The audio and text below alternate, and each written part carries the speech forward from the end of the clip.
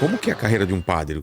Ele tem fases também? Ou depois que é ordenado... Não, você é ordenado para ser padre. E aí a vida inteira... Você pode ser padre a vida inteira. Depende da necessidade da igreja. A gente é padre para a igreja, não é? A gente é padre para servir a igreja. Então, você pode ser a vida inteira padre, você pode ser a vida inteira um pároco, um reitor, não é, um professor. Você pode a vida inteira estar no tribunal eclesiástico, como eu também tenho esse outro ofício lá em Fortaleza. Ou então, a igreja está precisando de um padre para que assuma outro ofício. Qual? Ser bispo, por exemplo. Então, para ser bispo, o que tem que acontecer? Canonicamente, que são as leis da igreja, existem 2 critérios fundamentais. Você tem que ter 35 anos, não é? E ter 5 anos de padre. Aí a igreja, claro, ela não vai só por causa desses critérios te dizer já que tu vai ser bispo. Mas ela faz um levantamento, ela faz uma pesquisa, porque o bispo, na igreja católica, ele é o sucessor direto dos apóstolos, né? Então ele precisa ser alguém capaz de assumir uma igreja particular. O que é uma igreja particular na igreja católica? São as dioceses, que a gente chama, o arquidiocese, né? Por exemplo, São Paulo é uma diocese, Osasco é outra diocese. Então tem um bispo. O bispo é o responsável por isso. Então, mas não é uma carreira no sentido de que você está concorrendo àquilo. É pela necessidade. Tem padres que não aceitam. Exato. Né? Às vezes são chamados e não querem. Dizem não. Né? É claro que é chato é feio você dizer não pro Papa, porque é um convite que vem do Papa, né?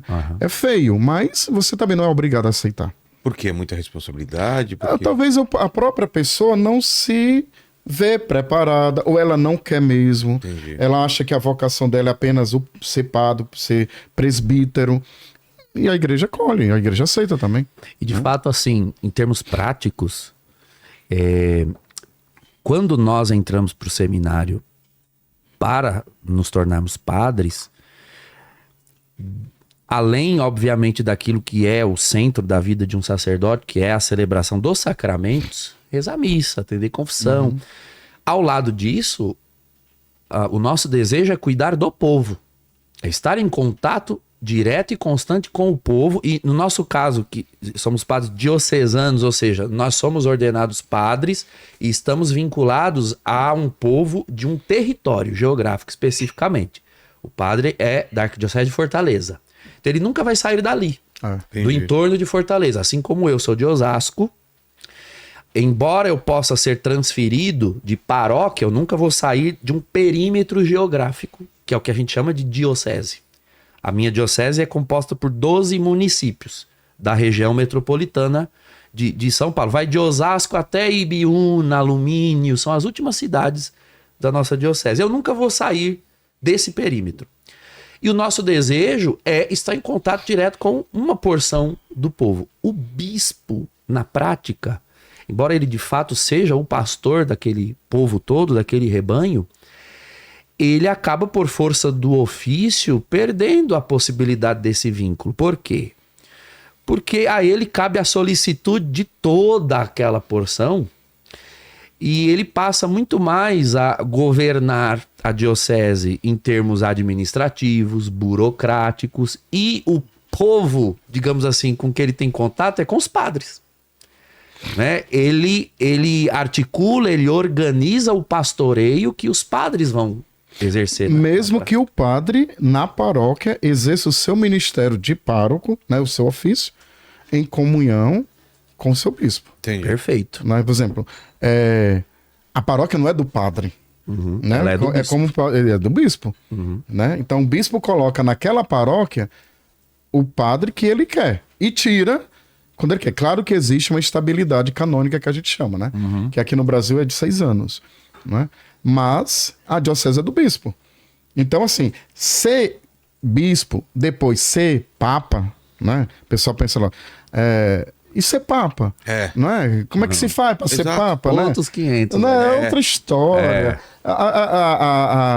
Nenhum papa que eu conheço, pelo menos dos mais recentes, queriam ser papa. Já, mas na história da igreja inteira teve... São Leão Magno ficou foragido um ano. Fugindo porque tinha não sido queria. eleito papa e não porque queria assumir. agora tu imagina, o padre é responsável por uma paróquia que já é, dependendo do território, né, pode ser muito extensa. Ou então, muito lotado de gente. A diocese de algo bem maior. Agora tu imagina a igreja toda. Meu Deus. Misericórdia. Mas aí são necessidades da igreja, entende? É uma dinâmica muito bonita que vem desde Jesus Cristo dos apóstolos, porque a gente percebe que mesmo que haja o nosso humano, quem acaba prevalecendo é aquilo que Deus quer. De maneira misteriosa, mas é aquilo que Deus quer. Exato. Não é? Porque a gente vai percebendo que a gente não passa de um discípulo, de um servo. Não é? Jesus diz isso hoje no Evangelho, não é? Quem quiser ser o maior, seja o servidor, né? Exato. A gente precisa ser isso. Se você não se identifica como alguém que veio para servir o povo de Deus, está junto, como o Papa Francisco fala muito, sentir o cheiro das ovelhas, né? O pastor é aquele que está no meio das ovelhas, fede ou cheira as ovelhas. Não faz sentido ser padre. Ser padre de gabinete. As coisas na igreja, Vilela. O dia a dia. Tô falando assim da nossa perspectiva. Eu sei que você pode olhar para a igreja católica do ponto de vista meramente sociológico. Quem olha de fora. Ah, tá. Quem olha de fora vê a igreja como? Como uma instituição. Eu costumo dizer o seguinte: nem tudo que a igreja tem a reduz àquilo. Assim, a igreja tem uma instituição. Ela não é uma instituição.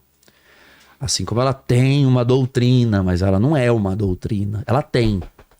A igreja é a porção da humanidade redimida ao redor de Cristo. Então, assim, existe um metabolismo espiritual na igreja que a governa. Assim como o padre falou, existem chamados, existem demandas na igreja que são apresentadas a pessoas que não aceitam.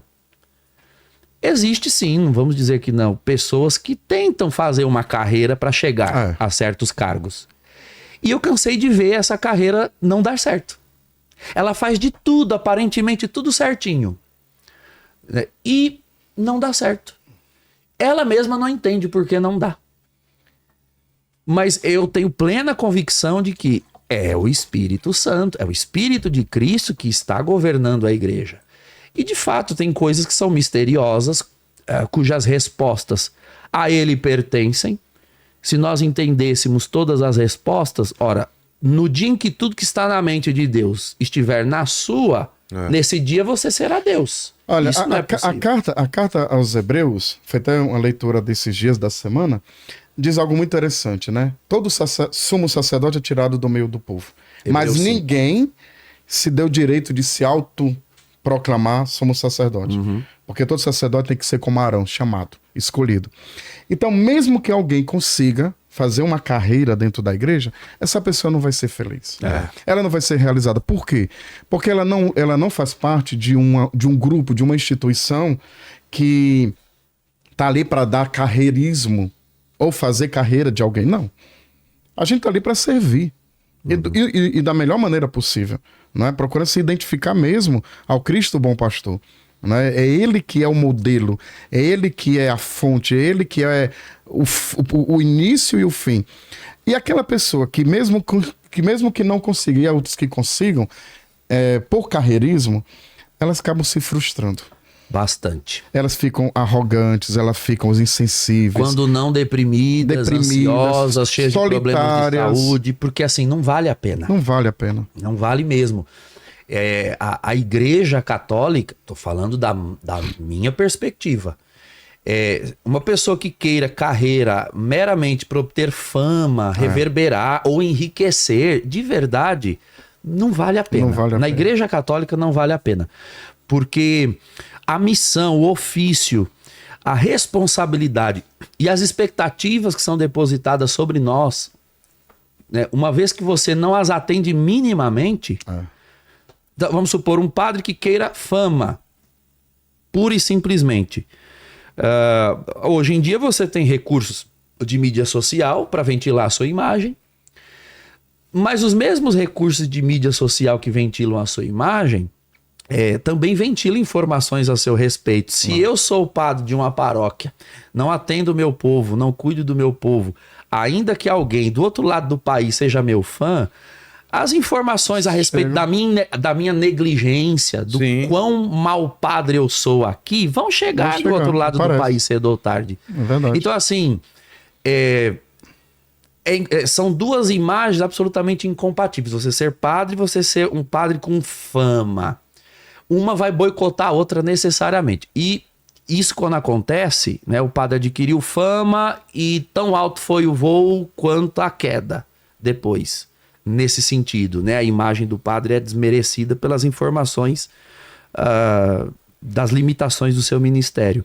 Ele fica se perguntando por que não deu certo, o que foi que eu fiz, o que foi que você fez, é que você procurou algo aparentemente bom para você no lugar errado, querendo usar a instituição errada, os meios errados para isso.